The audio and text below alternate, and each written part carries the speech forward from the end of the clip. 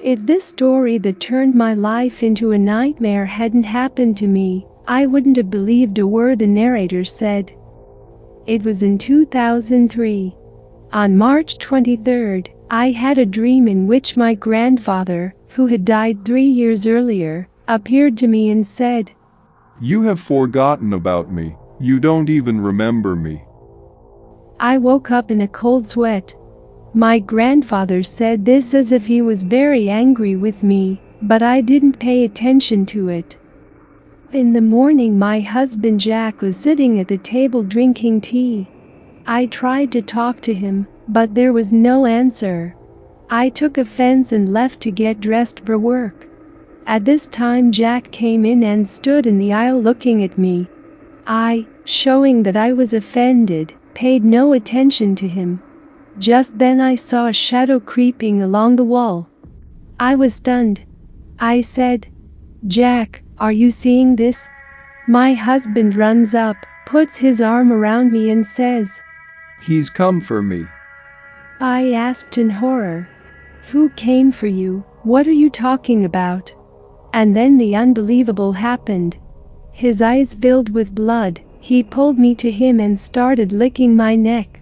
I was shocked, to say the least. I wanted to break free, but it felt like my whole body was restrained. I stood there crying. He licked me for about a minute, but it felt like an eternity. Finally, my husband let me go and went to bed. I tried to ask him what was wrong, but he wouldn't talk to me. I decided to call a doctor, but my husband, upon hearing this, started scolding me a lot. I didn't recognize Jack at all. He's always been a decent man, and this happened. I had to call the ambulance and cancel the call.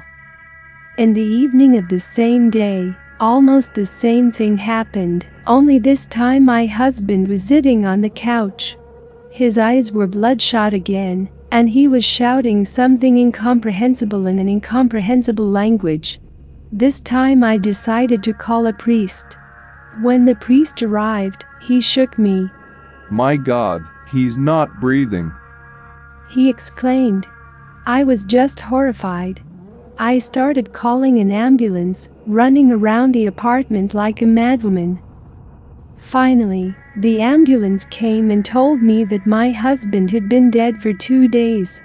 He had been stabbed in his sleep with a kitchen knife. The next night I dreamed again about my grandfather, who said, "Let's see how long you will remember him." I woke up in a cold sweat again.